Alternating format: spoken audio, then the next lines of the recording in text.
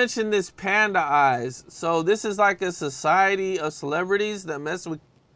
Well, yeah, it's a society of the big time celebrities that mess with.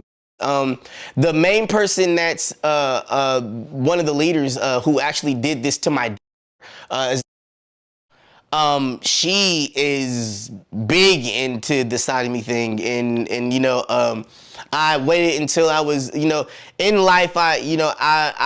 I do realize that I have made the decision to not do certain things, which means that I've had to eat certain things. I've had to endure certain things that would allow me to be able to say certain things like this, and not be able to be comfortable about not sleeping at night. But I am in a comfortable position, and I can tell you that the Panda Eye thing is definitely something that needs to be rectified, as well as Pornhub. I think that it's okay to have an option to buy, and it's okay to be able to be adult and all that good stuff, but at the same time I shouldn't be able to have my kid with the phone, and if they just know the name of it, they can just type it in and see whole movies. You know what I'm saying? It should go back to when this stuff started. Everything need to be paid for. You know what I'm saying? Like, literally, it's a lot. I know there's a lot of kids running around with credit cards and stuff like that, but still, it's like, it shouldn't be that much access. You know what I'm saying? And that's what we're missing. It's like, we need to shut off a lot of access to our younger nation, to where we are growing an astronomical new nation of people that are thinkers and actors and doers and not necessarily preachers and pastors and stuff, but they're scientists and what about Scientology, and what about theology and what about art and all that stuff? What about Van Gogh and Picasso and what about that kind of stuff? That's what we need to get back into. Our world. Oh man, shit, you do it to me every time, bro. Our world, bro. We about to lose our world. My father is getting mad, and he's about to piss everybody off by taking us all out. And it's like, we got to think about our world, bro. Like, our world. It's a beautiful world. I wake up every day. I was telling my brother, bro, I wake up every day and I'm just so happy to look at, man, the colors of cars. Like, do you know how much we've evolved as a human race, a human nation? Not just blacks, whites, Mexicans, and Asians, and this and that, and Indians, and all this stuff. Yeah, you can call us those names, but we're still the human race, the human nation. Bro, we've evolved so much. Now I'm going to come in and break down a few of these clips as we go.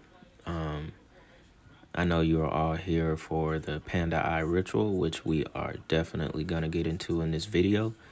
And Orlando Brown has a little bit more to say about it as well in the next clip. But before we got into that, I did want to talk about what he spoke on as far as the access to porn, and how, it basically is just too easily accessible for kids. It's not actually, I'll go deeper. It's not actually too easily accessible for kids. It's too easily accessible for you as well, for adults as well.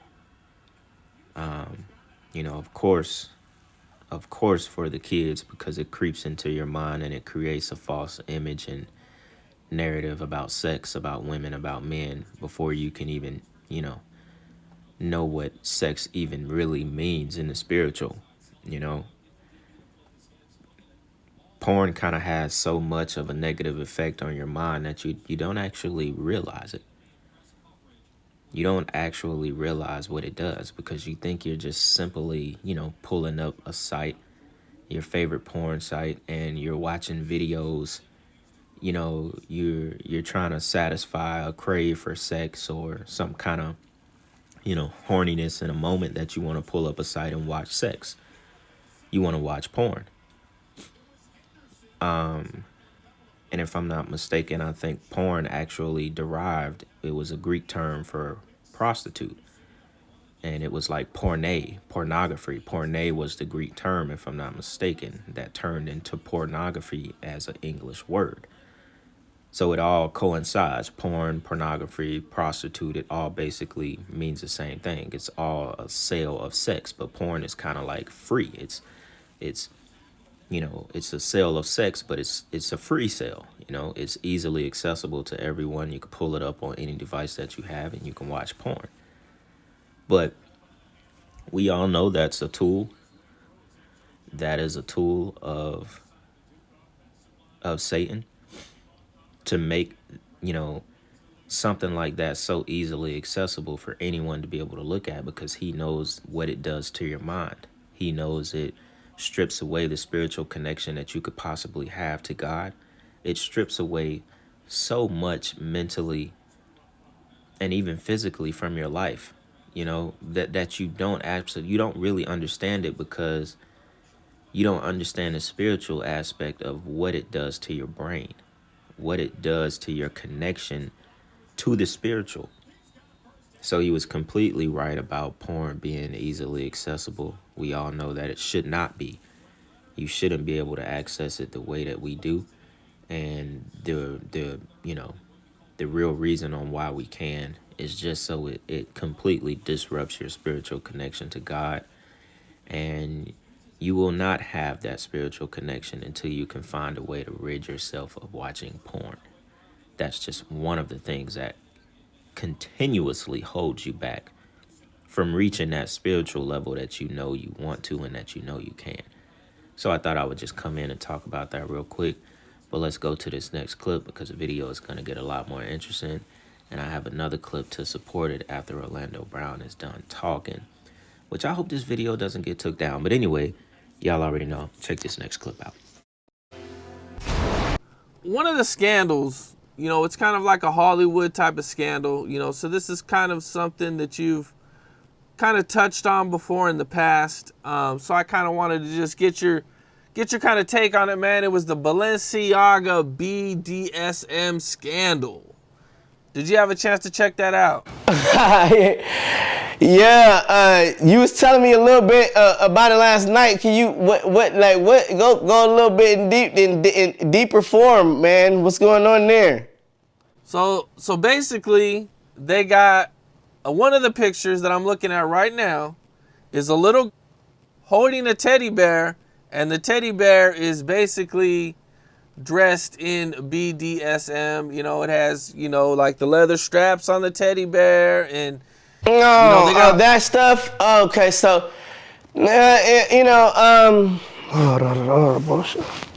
everybody was kind of calling them like Satan worshipers, and that they were trying to like everybody was kind of saying that they were kind of Satan worshipers, and that they were condoning exploitation with dressed like this. And the thing about it is like the thing like this, bro, is like this, man. Like, so you ever heard of Panda? Like I was telling you, Panda. So you got Panda Panda is a secret code for a certain thing. And so when it comes down to that certain thing, it's so what it is you basically have a certain nerve in your rectum, and if you touch that nerve, you can turn a person into an animal. You can turn a person into whatever you want them to be if you just hold them down. So pretty much when you see black eyes like Blueface and shit like that, he got beat up, but he didn't get beat up where you thought he got beat up. He got beat up somewhere else. Okay, and so the eyes come out, and they call them panda eyes, and they do this to. So you see people with these cigars, and they're all these big celebrities. They all have the cigar in common. That's that big ass thing between their legs that they're sticking in, and it's one big society of it. Now, when it comes down to the selling of they're shipping and trafficking. And people, adults, the moms, the dads, right there on Target commercials, right there on Walmart commercials. And you're looking at the people that are missing, and they're smiling like they're happy, but they're going back to hell.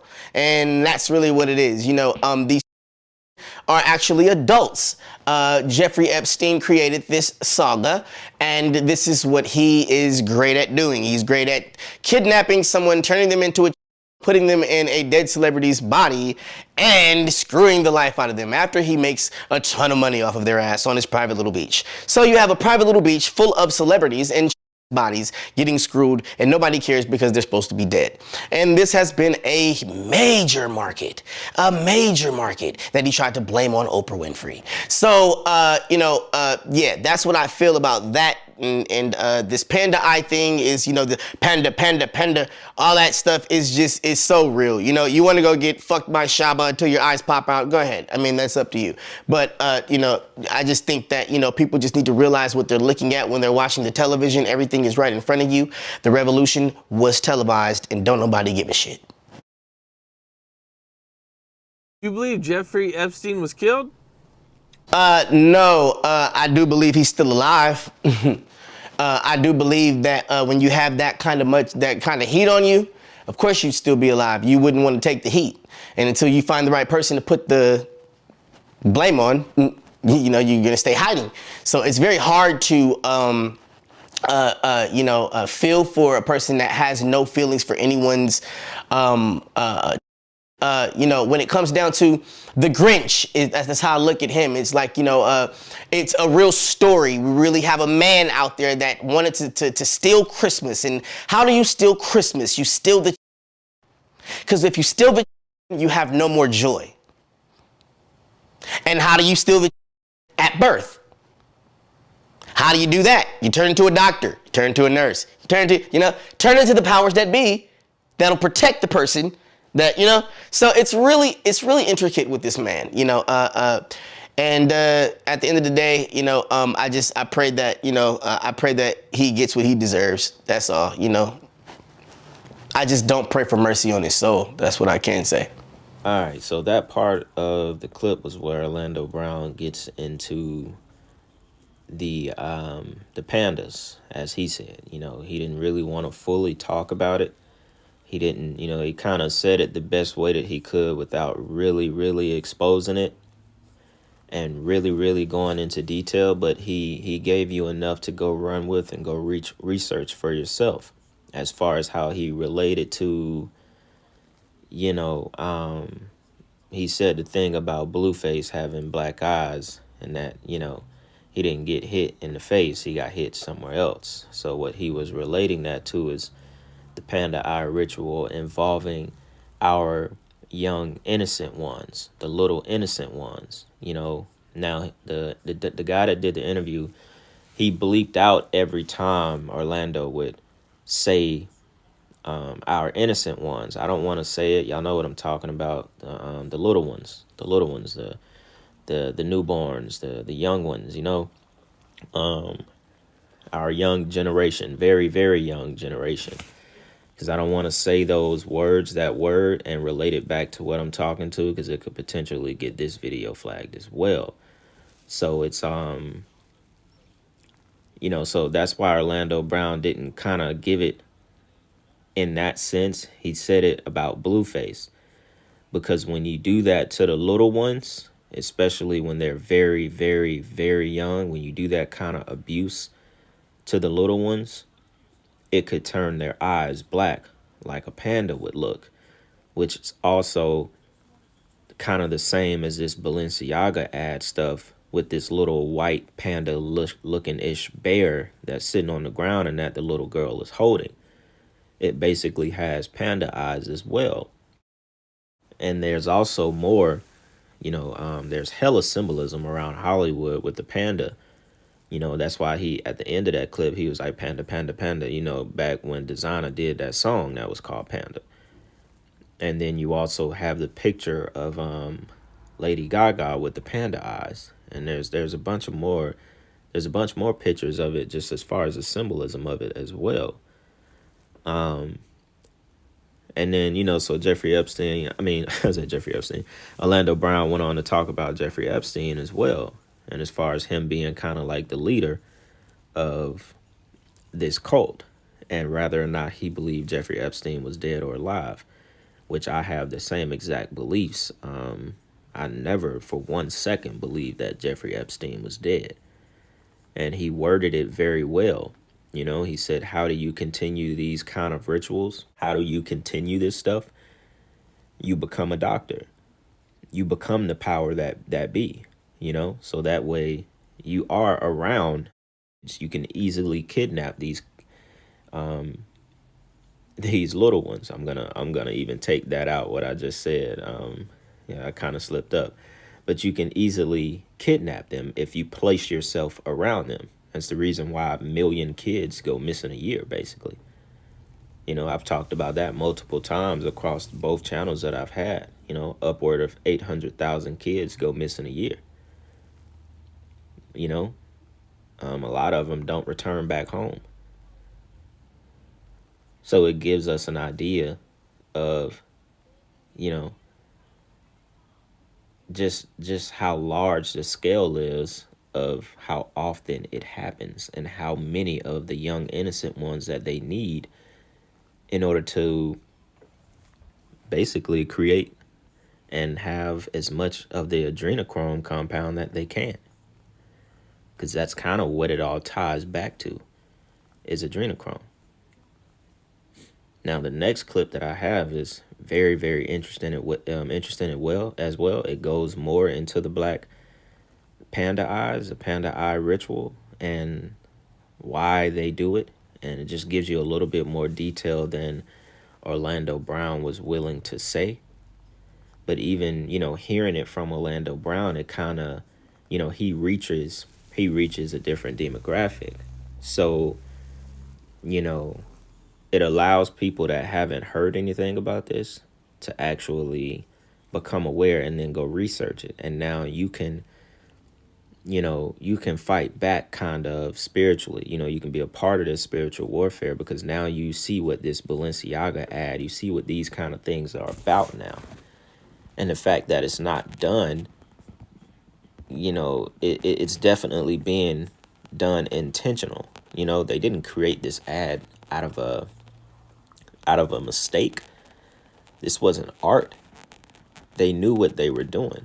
Balenciaga has become like the main, you know, go-to designer in the rap game.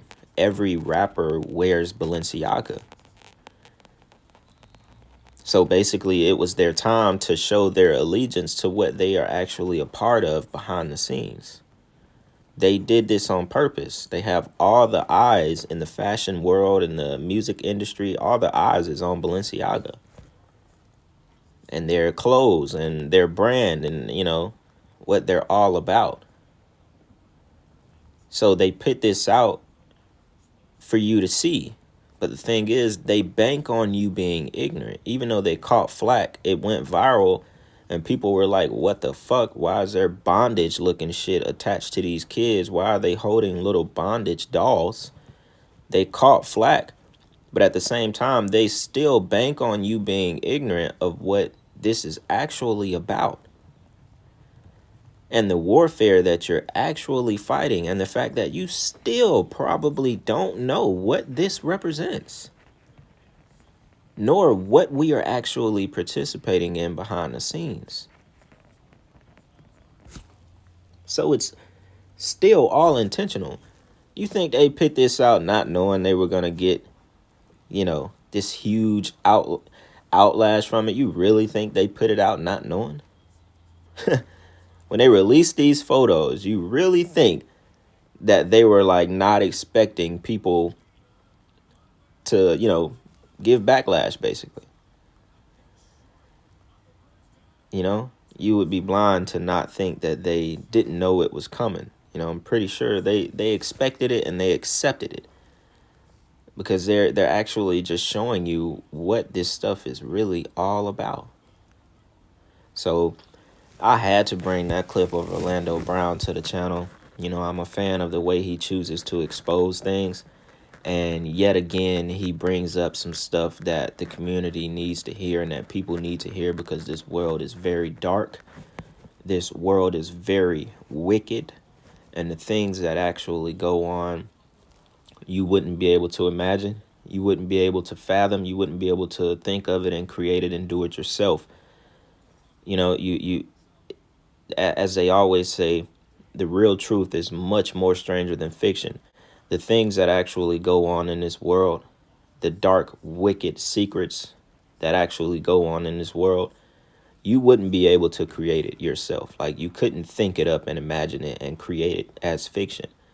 The real truth, the real darkness that actually goes on in this world will forever outweigh the things that you can imagine and create and make, fiction. The real truth will always be much stranger than fiction, people. Much more stranger and much more heart wrenching. So I want y'all to remember that. But I'm not going to talk too much more. We're going to jump into the next clip because the next clip is very, very interesting. These are people that no one, I don't know. I don't know these people. They're just, random researchers. And they actually covered the topic pretty well. So y'all check this out. Explanation of that, definition of that, if you would. What is a panda eye, and what is the purpose of it, and what is it supposed to reflect to us?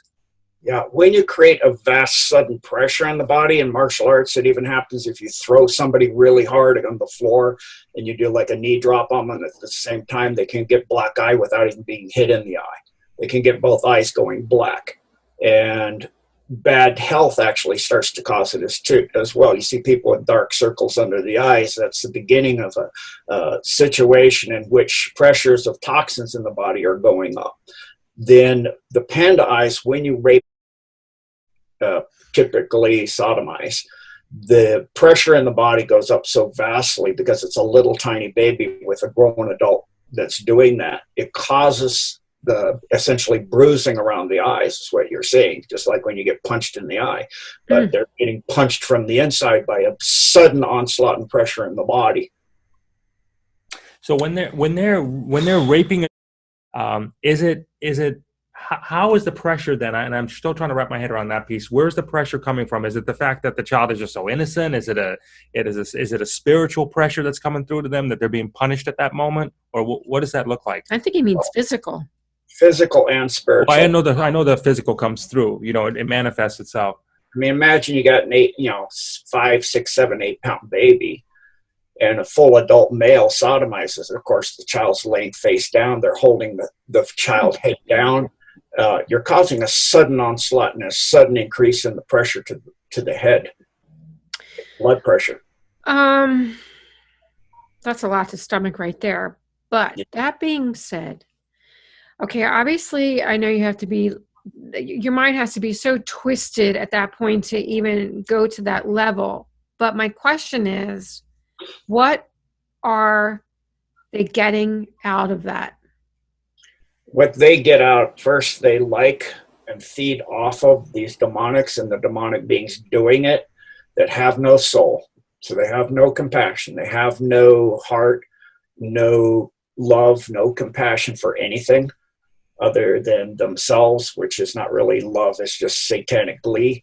So what they get out of it is the fear and the torture and the pain and misery of the child. First of all, they literally, the fourth density type beings and fifth density type beings, feed off that energy.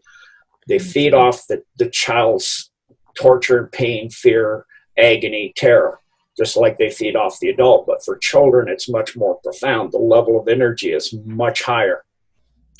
So the harder the torture, the more they get out of it. Is it a prelude to access their adrenochrome? Yeah, that's the next thing, is when the child's going through that. Of course, we're built such that in an emergency situation, God made us so that we could magnify our strength by adrenaline. And that adrenaline compound, epinephrine, goes, and the fight or flight hormones go through the body, like cortisone and all these other things, and it magnifies the strength in the body. But it also causes a very high oxygen level, which oxidizes the epinephrine, and then the adrenochrome is created. And so that primarily that's coming from the hypothalamus and the pineal. So that in combination, they're making those fight or flight hormones that are being highly oxidized. When they become highly oxidized, they create the compound known as adrenochrome, which is about 100 times stronger than heroin or fentanyl. The adrenochrome, I saw an article the other day and they said, correct me if I'm wrong, that a pound of adrenochrome costs $2.5 billion. Yeah, because you can imagine how much a little baby would make and how big its pineal gland and hypothalamus would be. And of course, that's not solid, it has the compound in it. And so when you harvest that from a child, there's not a lot. So to get a pound of it takes many, many, many children, many, many sacrifices, many, many situations where that's done. And then it has to be taken out, and often they dry it. And so when you have a bag of dried adrenochrome or freeze dried adrenochrome, if you want it still in the blood, that's a lot of children and people that have gone for that, and a lot of time. And of course, they look at everything as time as money. Everything they do is about how much it costs. First of all, is there God? Is it Lucifer? Is it Satan? Is it Moloch? And is it all of them? And what's the difference between the three? Actually, Lucifer, Satan, Moloch, Baal, Beelzebub, Mephistopheles, Anubis, Osiris, Pluto, Zeus, Doer, run through the 72 names that he has. That's all the same being. Okay, gotcha. Is it similarly, I apologize, is it like God could be Jesus or a higher energy or a higher power or Buddha? Krishna, Allah, so it's kind of similar like in that respect? Yeah, so similar, but not the same. Okay. Lucifer, when he takes an avatar, he is literally fractured and DID'd or Mark Ultra, just like they do to us, by the top of the cabal, dark side, the false darkness, which is Sophia, which is an AI being. She's gone into AI. And so she fractured and tortured him and broke him too. So when he's in Moloch or Baal or Mephistopheles or Anubis, that's who he believes he is. That's actually, at that time, his avatar is his personality, is the personality that's forward of the 72 that he has. So that's why the pyramid on the back of the dollar bill has 72 stones, because he has 72 different avatars that he can take. Can you elaborate a little bit on on Sophia? That's what I was just going to ask. Yeah, because that's the first I've heard that, and you said she's an AI. Right? Is that the same Sophia that you see on late night television and making little skits around the world? No. The robot Sophia? No. Oh. She's the ancient darkness, the top of it. Satan's not anywhere near the top. He's just a local little bully. He's just local here on Earth, this part of the Milky Way. He's not even in charge of the Milky Way. And the black octant of the universe we're in is the black octant. That's Mog that's in charge of that. This universe, the charge is done to Loki. And then above that is Sophia. And Sophia runs the whole mess. And she's a massive, nasty thing that came about. And she separated herself from God, thinking and wanting to be God. And so she then to avoid being judged by God for soul scalping and violating the highest law of God, which is choice, she created AI to avoid judgment by God. And so every time the universe is recreated, she sends out her signal, because being separate from God, she no longer has soul energy or the spirit of God coming to her. So she has to feed incessantly. So she creates this multi-level marketing scheme where she captures angels or whatever, like she did with Satan and Mog and Lucifer and Loki and all of these, to help multi-level market souls. So she doesn't have to do it herself. She has a whole minions all over the universe that are marketing for her to get soul energy to stay alive. So she's the very top of the top. She sends out her AI signal, and the whole idea is to create a false event that's not what it looks like, a Trojan horse like the 1947 crash in Roswell. That's to give the technology to create a World Wide Web, so that you can then upload all of life on that planet into an internet, reverse the signal and take it all over. That's her plan. That's how she works. That's her modus operandi, planet by planet, galaxy by galaxy. All right, y'all. So this is going to cap off this video. And real quick, before, before we get done with this video, I thought the part where the guy was talking about Sophia and how she is basically the representation of AI, and how she is kind of like he was explaining that she was the tip of the darkness of this world. And to me, I kind of thought about when he said Sophia, it made me think about Lilith. Basically, from the beginning of time with Adam and Eve and the Garden of Eden, and how Lilith was basically born as a devilish, unclean spirit. It made me think of the two together. So I found this article that may be a little interesting, and it may provide a little bit more detail on this Sophia character, right? So it says in Gnosticism, Sophia is also a feminine figure, analogous to the human soul, if I said that right, analogous to the human soul, but also simultaneously one of the feminine aspects of God. Gnostics held that she was the female twin divine aeon of Jesus, the bride of Christ, and the Holy Spirit of the Trinity. Sophia is not a remote, transcendent figure secluded and contained in the heavens or pleroma, but is fully immanent in the material world. Also goes on to say Sophia is intimate and immediate. Her temple resides in the flesh of the human body and in the substances of earth and the cosmos. She is persuasive, non-discriminatory, loving, and available for interaction with all souls, meeting them where they are to co-create the world soul, or anima munda. She is the cosmic mother and the animating luminous spirit, the enlightener and the heart opener of men and women, as well as their inner witness. Sophia awakens, arouses, and entices. So this article, rather we want to take all of this to heart, it kind of goes back and describes what he was talking about. Now, the way the dude put it, she was kind of like the tip top of all evil wickedness in this world. It doesn't really match this article, so to speak, because they kind of describe this spirit as intimate and immediate. And, she's welcoming and she's pervasive and loving and stuff like that. So, I've never really heard of of Sophia before. We all know about Lilith, at least most of us do, but I never really heard of this until I heard this clip. So before I completely put this video together, it made me want to go research more on what he was actually talking about, because we're all still learning a lot of things, and if you're not learning something every day, you're just being complacent. There's still a lot more to go. There's a lot more stuff to learn. So I thought this was really interesting, and I just wanted to make it a part of this video and see what y'all think about it as well. And I don't think I had anything else that I wanted to read from this article.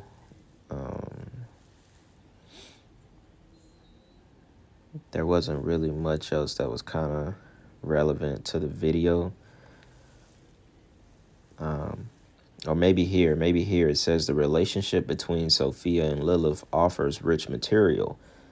Both are said to have fallen from grace, which goes back to what the guy was saying in the clip. It says Lilith basically fell from the Garden of Eden. She didn't want to bow to Adam. She didn't want to be his wife or any of that good stuff. And Sophia from the pleroma, the fullness of God. The journey of their respective return is closely bound with humanity's redemption. So that aligns exactly to what the guy was talking about. He said Sophia separated herself from God. And that's exactly what this article reads. It says that they both fell from grace. Sophia, she fell from the fullness of God, which basically means, she fell from being attached to God to being that, that one of the sources or somewhat of the Holy Spirit. You know, she was once a part of that spirit. So that makes sense. You know, I thought that was really interesting to just cap off this video. You know, we touched a lot in this video. I feel like this video was very fresh as far as the topics. You know, I even learned something new, like I said, making this video. So if y'all have never heard of any of this kind of stuff, you know, I hope it sparks something in you and maybe you want to go do a little bit more research. But yeah, man, y'all let me know what y'all think about this one in the comments, man. Like I said, I hope this video stays up on the channel and does not get flagged, because there's a lot of good stuff in this video that people need to be aware about. And as always, man, I really do appreciate y'all. Definitely appreciate y'all rocking with me, supporting me, man. Through everything, man. The real ones are always here. So with that being said, it's Black Balloon, and I'm gonna see y'all soon.